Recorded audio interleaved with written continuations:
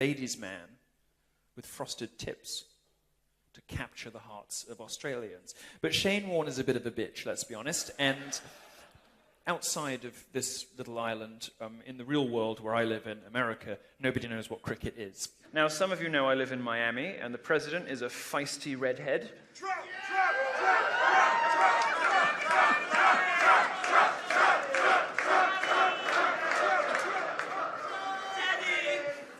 Thank you.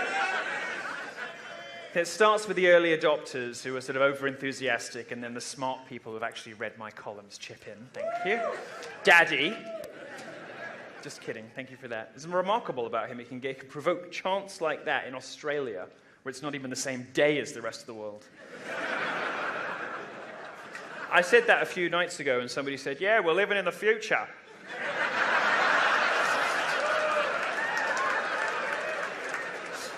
I'm a nice person, so I let it go. I was going to say I've been to Perth. Anyway, our president, red-headed, skeptical of Islam, wants a burqa ban, sound on immigration, hated, all right, love, hated by the left. It's almost like Pauline is in the Oval Office. Speaking, by the way, of gingers. Hey, Milo, you can't hide! All those Nazis on your side! I understand you call them rangers.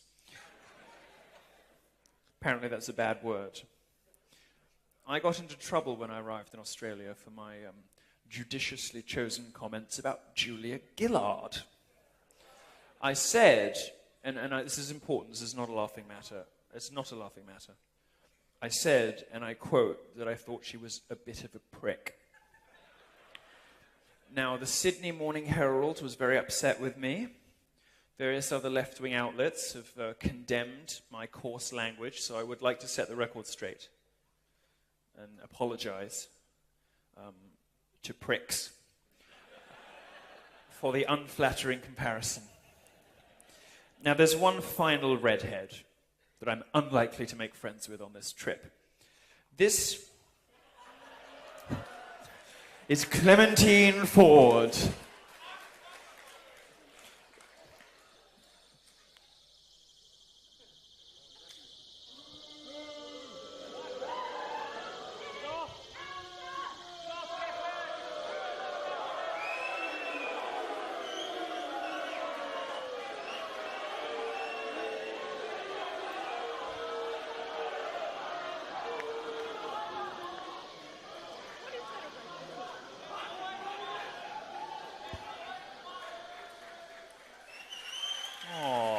Give them a round of applause.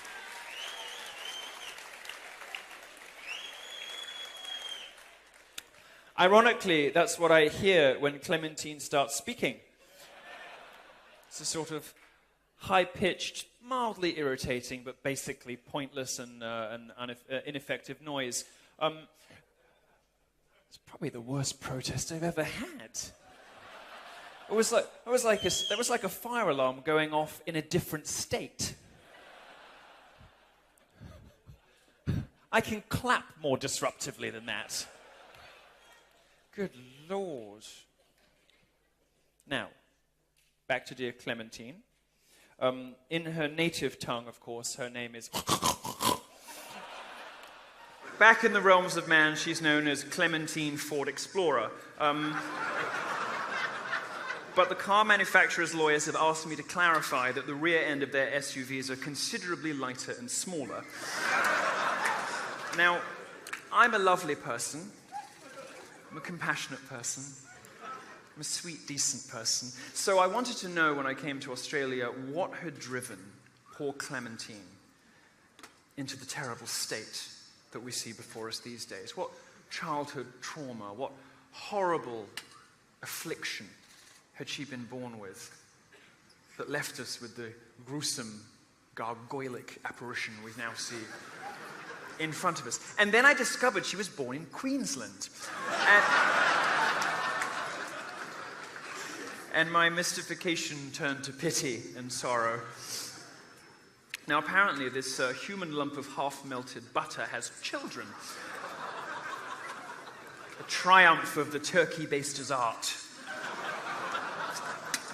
As you can see from this lovely image, suggestions from right-wing shock jocks like Rush Limbaugh that feminism is just how ugly women elbow their way into public life are entirely without merit.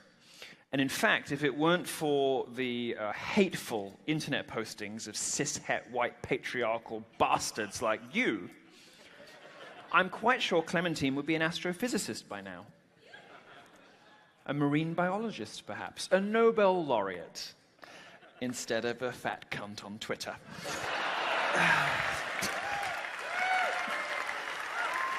Now, we should be nice.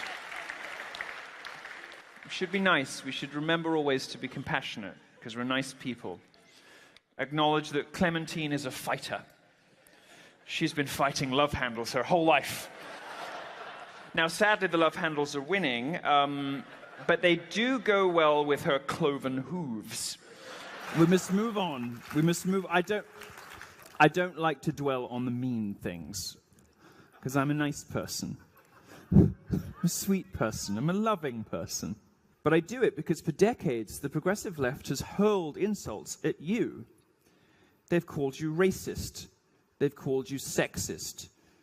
They call me those things too. They even call me, what do they call me? They call me homophobic, transphobic, white nationalist, pedophile apologist. Well, let me set the record straight. Only transphobic is true. Because aren't we all, really? But they've been doing this for a long time, and you see, the thing is, if someone in this room, and I'm sure none of you would do this, but let's say, for instance, that accidentally somebody had wandered in who had unsavory views about other races. If that person were to turn to somebody in the street and call them the N-word, who looks bad? It's not the black guy, is it? It's the person who used the name. When you use racial slurs or real, genuine examples of sexism, it's you that looks bad, not the object of your hatred. But racist is an allegation. It's not mere name-calling. You're inferring something about that person's moral character.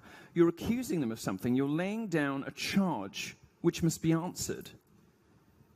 And in that way, at least, it's far worse, especially when it's done entirely frivolously. Now, it seems to me that after years of tweeting things like masculinity so fragile, kill all white men, and I bathe in male tears, these bitter bitches can handle one solitary homosexual who calls them out on their bullshit. Calls them out on their lies, calls them out on their conspiracy theories, their bullying, their bad breath, and their entirely unacceptable body mass indexes. Since 2015, I have been receiving DMs, letters, used underwear, unused underwear, silk pillow shams with messages written in dried bodily fluids. Really. It's not as hot as it sounds. And it doesn't sound hot. Dead woodland creatures, syringes, and they've all come with the same message. Visit Australia. So here I am. Australia's reputation for venomous creatures has not been exaggerated. I'm not speaking, of course, about spiders or snakes, which are beautiful examples, a crowning glory of evolution. No, you know what I'm talking about, don't you? Feminist.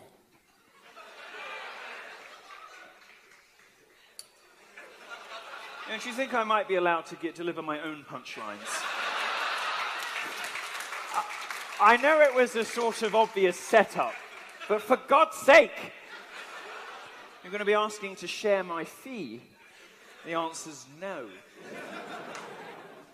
I mean, of course, the otherworldly horrors of the ABC and its permatanned feminist hosts, especially the men. Male feminists. Male feminists. Now listen, post-Weinstein, the rest of the world has finally caught up to what I have always known, which is that when a man describes himself as a male feminist, you can start the clock on the rape charge.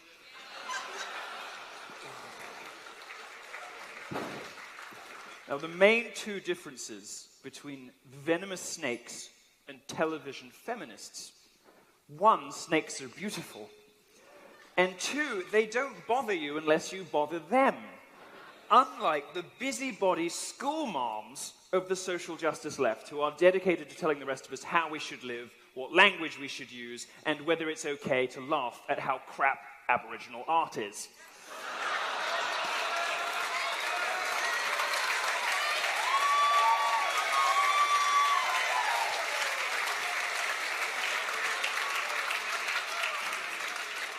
Now, I can say this because I don't live here, but it really is shit.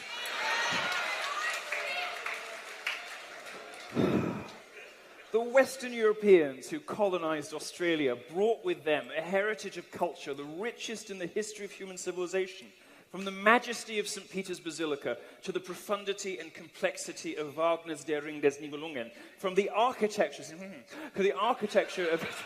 I've read a book or two. From